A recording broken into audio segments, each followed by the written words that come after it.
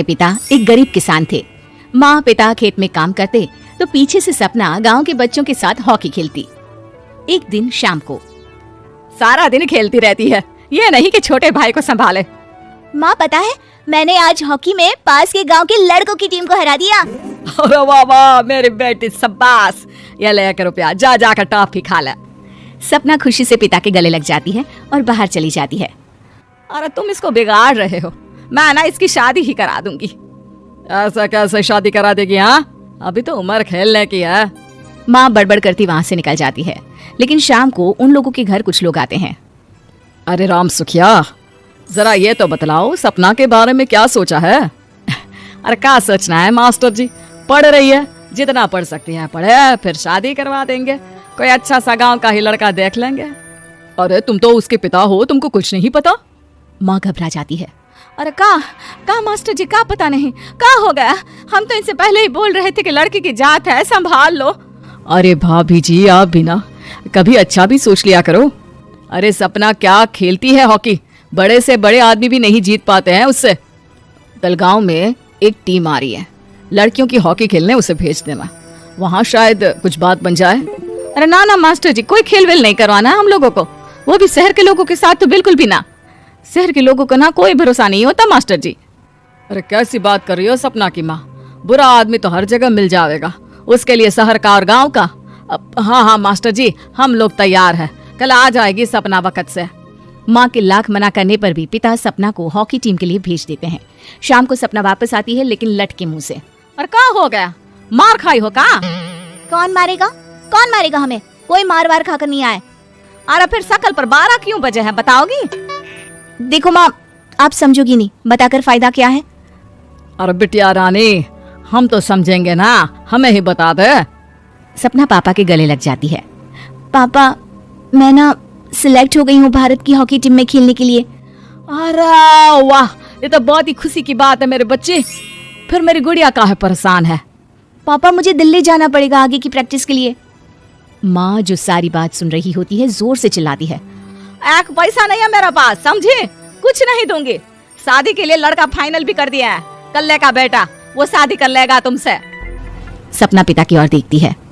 अरे देख सपना, खेलने दिल्ली जाना है तो सिर्फ इसी शर्त पे कि आकर कल्ले से बेटे से चुपचाप शादी कर लेगी, बोल। अरे ठीक है ना, कल्ले का बेटा तो बहुत ही समझदार है, सरकारी नौकरी है उसकी, मान गया वो तो सपना शादी कर लेगी।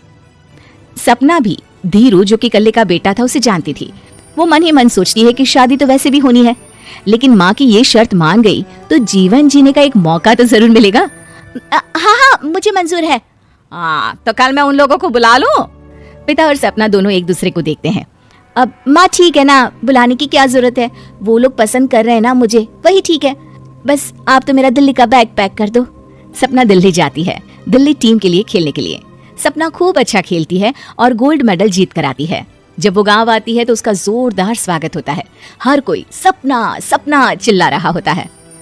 और सपना के पापा, तुम्हारी बेटी ने तो गांव का नाम रोशन कर दिया है। गांव की तरफ से तुम लोगों को गांव में पक्का मकान और सपना को परिषद में पक्की नौकरी देने के लिए हम तैयार हैं। अरे वाह वाह, पक्का मकान, ये तो बहुत अच्छी बात है, लेकिन सपना की नौकरी नहीं चाहिए हमें। हाँ, कैसी बात कर रही हो सपना की माँ?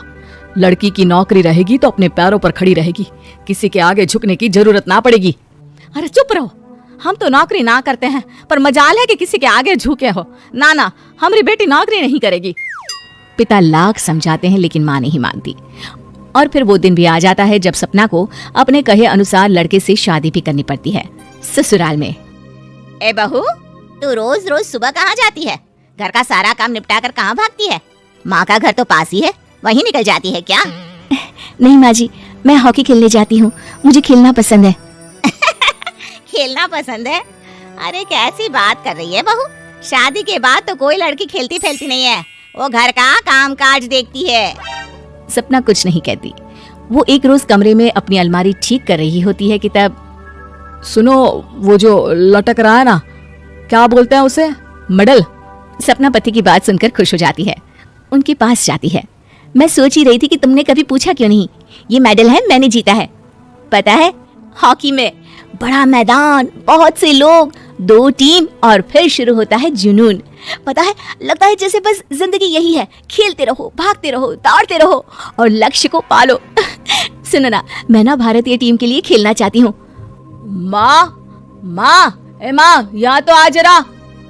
सपना हैरान हो जाती है कि ये क्या हो गया, पति अचानक से माँ को क्यों बुला रहा है। हाँ बेटा, क्या हो गया, काहे गला फाड़ रहे हो? माँ, ये सपना क्या कह रही है?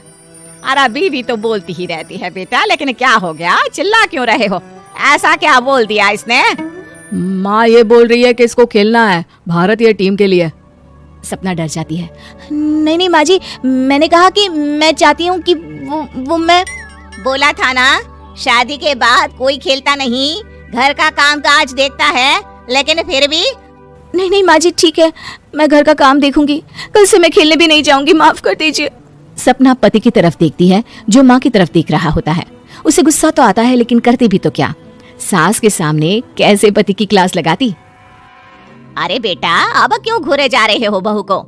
माँ, अभी इस बात का फैसला करके जाना, वरना ये तो तेरे कमरे से जाने के बाद मुझे। अब चुप हो जाइए आप, छोटी सी बात का बतंगड़ मत बनाइए। छोटी सी बात? बहू, ये कोई छोटी बात नहीं है। जो लड़की दिल्ली के लिए गोल्ड मेडल ला सकती है, वो देश के लिए भी तो गोल्ड ला सकती है ना। हम लोगों को किसी चीज की कमी नहीं है बहू। घर का काम तो कोई भी कर लेगा, लेकिन देश का नाम रोशन करने के लिए सपना चाहिए। जा बहू, तेरी ट्रेनिंग का सारा इंतजाम तेरे पति ने कर दिया है। जा खेल और देश का नाम रोशन कर। सपना की आंख में आंसू आ जाते हैं। वो सोचती है कि बेटियों को मायके के साथ अगर ससुराल में भी सहयोग मिले तो ऐसा कोई काम नहीं जो वो नहीं कर सकती है।